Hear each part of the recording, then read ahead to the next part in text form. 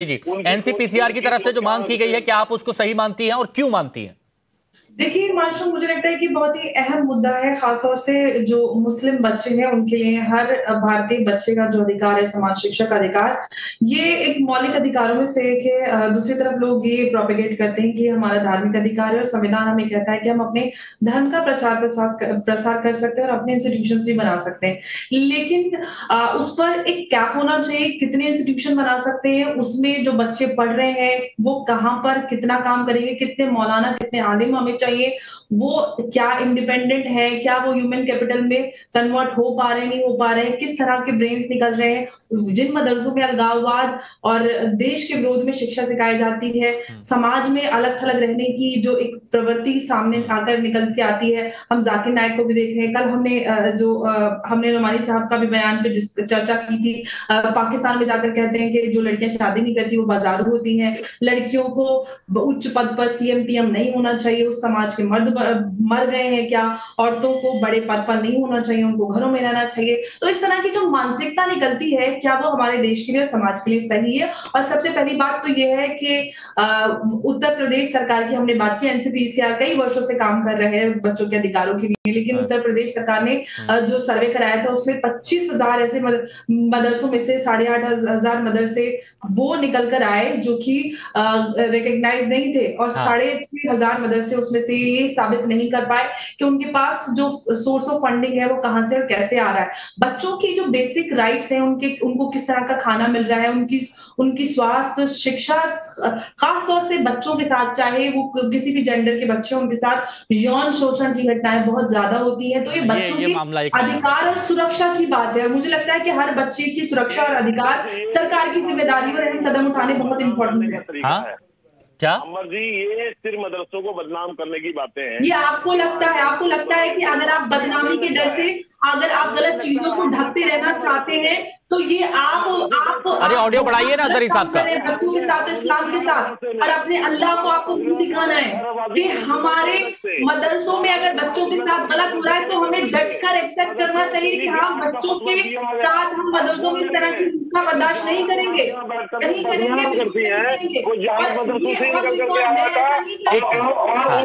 अच्छा, अंबर ये बहुत जरूरी बात है। देखिए, जो आपने कहा कि मदरसों में सुधार की बात होनी चाहिए। अजहरी साहब ने भी कहा कि दीनी शिक्षा बहुत ज्यादा जरूरी है। यूपी में इसे 25,000 मदरसे है, आप कितने मदरसों की जरूरत है? मुसलमान बच्चों को जरूरत है स्कूल की, कॉलेज की, मुसलमान मर्द औरत पर इल्म का सीखना फर्ज है। उनको जरूरत है मुसलमान मर्द, और ये अल्लाह के रसूल सल्लल्लाहु अलैहि वसल्लम की हदीस है, हर मुसलमान मर्द औरत पर इल्म का सीखना फर्ज है। अभी कल या परसों आप लेक्चर आप दे रही थी, कुरान इकरा का माना पढ़िए, फिर आप उसको पता नहीं कहाँ से उसकी चर्चा कर रही थी, व्याख्या कर रही थी। जब आपको दीन के बारे में मालूमात नहीं है तो आप क्यों बोलती हो? नहीं, दीन की इस्लाम और मुसलमानों के खिलाफ बोलना आपने सीखा है। आप ऐसी किताबें पढ़ती हो जिसमें इस्लाम मुसलमानों को बदनाम कर दो। नहीं, मेरे को देखिए, गलत तो यहाँ पर नहीं। अगर अंबर जैदी ने भी कहा तो अंबर जैदी ने शिक्षा पर जोर दिया है। इससे पहले भी जब मेरी बात हुई थी तब भी उन्होंने शिक्षा पर जोर दिया था। मदरसों को बदनाम करने की नहीं, वो भी शिक्षा पर जोर दे रही है। अच्छा, एक मिनट, सैयद जवाद भाई, देखिए, आप हैं, अतीकुर रहमान साहब है और हाफिज नूर अहमद अजहरी साहब है। आज तीनों लोग जो यहाँ पर मौजूद हैं, ये मैंने देखा है, बहुत तर्कों के साथ, मजबूत तथ्यों के साथ अपनी बात रखते हैं। इसलिए सैयद जवाद भाई जरा बताइए, अगर मुस्लिम बच्चों को स्कूलों में एडमिशन कराया जाए, गैर मुस्लिम बच्चों का भी स्कूल में एडमिशन कराया जाए, और मदरसा शिक्षा के अधिकारों का उल्लंघन कर रहे हैं, ये एनसीपीसीआर के खत में लिखा गया है, आप इस खत पर क्या कहेंगे? बहुत बहुत शुक्रिया आपका भाई। देखिए, अभी जो प्रियांक कांगू गो हैं, उनको राष्ट्रीय अध्यक्ष बनाया गया है एनसीपीआर का, मुझे उनके कभी कभी विचारों पे हंसी आती है, क्योंकि वो पॉलिटिक्स के अंदर अपनी जो है चाहते हैं कि जगह बन जाए या बहुत ज्यादा क्लोज हो जाए, क्योंकि पूरा राजनीतिक मुद्दा है। लेकिन हैरत की बात यही है कि भारतीय जनता पार्टी के समर्थन से बने सरकार, तो बिहार में भी भारतीय जनता पार्टी के समर्थन से सरकार जो है महाराष्ट्र के अंदर भी है। महाराष्ट्र सरकार क्या कह रही है?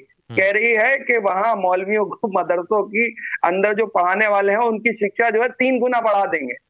डूब करके मर जाना चाहिए इस वक्त एनसीपीआर के जो है प्रियांक कानूनगो हैं, उनको डूब करके अपने चुल्लू डुब्बानी में बेगैरती का लेकर के आए, और उस बेगैरती को जो है वो मैं एक्सपोज करना चाह रहा था। बिहार सरकार क्या कह रही है?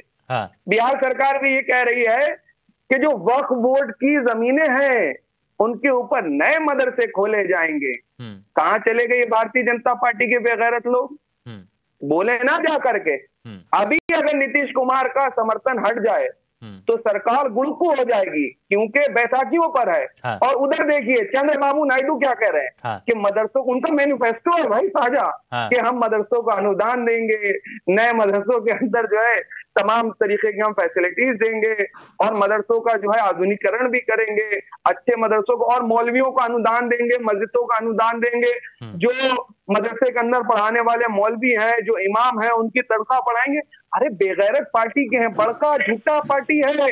अच्छा, समझिए, देश को बलगलाने वाली है। हाँ। झूठों की एक मंडली है भारतीय जनता पार्टी में। मतलब अगर क्वालिटी एजुकेशन की अगर बात हो, या फिर आपने कहा कि अगर हाईटेक किए जाए मदरसे, तो इसमें आपको कोई आपत्ति नहीं है, ये होना चाहिए? अरे स्कूल भी होना चाहिए सरकारी। आप बताइए उत्तर प्रदेश के सरकारी स्कूलों में मैं आपसे मदरसे हाईटेक या फिर मदरसे में अच्छी सुविधाओं की बात कर रहा हूं, तो आप स्कूलों पर आ गए। मैं हर जगह की बात कर रहा हूं, लेकिन आज मदरसा हमारा टॉपिक है, इसीलिए मैं आपसे पूछ रहा हूं, क्या इस पे आप एनसीपीआर का कोई मेंबर बुलाना चाहिए था। उन बेगैरतों की मंडली में से कोई एक बेगैरत मेंबर बुलाना चाहिए था, और एक भारतीय जनता पार्टी का प्रवक्ता बुलाना चाहिए था, फिर नीतीश कुमार का भी प्रवक्ता बुलाना चाहिए था, फिर जो है वो सुनिए ना जवाद भाई, इस पर मैं बात करूंगा। देखिए पॉलिटिक्स हर जगह होती है, पॉलिटिक्स हर जगह होती है, लेकिन मेरा मेन मकसद कि अगर ये कहा गया कि वहां पर क्वालिटी एजुकेशन नहीं मिल रही है, वहां पर बच्चों के अधिकारों का हनन हो रहा है, तो अगर वहां पर अधिकार दिए जाएं, वहां पर सुविधाएं दी जाएं, वहां पर सारे जो संसाधन है वो मुहैया कराए जाएं, तो ये अच्छी बात है ना, इससे तो दिक्कत नहीं है ना। अरे मुहैया करवाते ही नहीं है तो जुमलेबाज की सरकार है भाई, करवाए ना। किसने रोका है? शिक्षा का बजट क्यों घटा दिया गया? माइनॉरिटी का बजट एक बार बताया और घटा दिया गया। अतीकुर रहमान साहब, आपका भी रिएक्शन प्लीज बताइए। क्वालिटी एजुकेशन नहीं मिल रही है, और इसके साथ ही मदरसा बोर्ड बुरे कर्मों को छुपाने का दिखावा कर रहा है। अनुराग जी, हिमांशु दीक्षित जी, रहमान साहब बहुत दिनों बाद आप आए हैं, तो शायद भूल गए आप। हिमांशु जी, सॉरी माफी चाहता हूँ। अभी 2-4 महीने पहले यूपी में कुछ 200 प्लस मदरसों को बंद किया गया था रातों रात। उसके सारे स्टूडेंट्स को बगैर स्कूल के कर दिया गया था। उसके जो टीचर्स थे उनको सड़क पे ला दिया गया था। वो मदरसा के ऑफिशियल्स कोर्ट गए, शायद सुप्रीम कोर्ट या हाई कोर्ट गए, याद नहीं रहा मुझे। और यूपी गवर्नमेंट को फटकार लगी थी उसके ऊपर कि भाई आप रातों रात इस तरह से मदरसा बंद नहीं कर सकते। इन सारे स्टूडेंट्स को आपको कहीं एकोमोडेट करना चाहिए था पहले, इन टीचर्स को पहले एकोमोडेट करना चाहिए था, उसके बाद में मदरसे को बंद करना चाहिए था। फिलहाल सारे मदरसे चलते होंगे, मैं नहीं जानता अंदरूनी मामला क्या है। अब दूसरा पॉइंट यहाँ पर यह है कि जिस तरह से सैयद जवाद साहब ने कहा कि महाराष्ट्र गवर्नमेंट तो यहाँ पर इलेक्शन क्योंकि फेस करना है, ग्रांट दे रही है, तो ये दोगलापन खत्म हो। तीसरा इंपॉर्टेंट पॉइंट यहाँ पर यह है कि कोई भी इंस्टीट्यूशन के अंदर अगर कोई गलत काम हो रहा है, फॉरेन फंडिंग आ रही है, आतंकवाद सिखाया जा रहा है, बच्चों के साथ में शोषण हो रहा है। अभी आपने देखा होगा नारा सुपारा में एक स्कूल के अंदर 2 बच्चियों के साथ में जब सेक्सुअल वायलेंस की खबर आई थी, तो स्कूल को बंद करना नहीं किया गया, बल्कि उन टीचर्स को अरेस्ट किया गया, उस प्रिंसिपल को अरेस्ट किया गया। यहीं पर यहाँ पर यह होना चाहिए कि अगर कोई चीज एक इंस्टीट्यूशन के अंदर गलत हो रही है तो आप सारे इंस्टीट्यूशन बंद नहीं करोगे।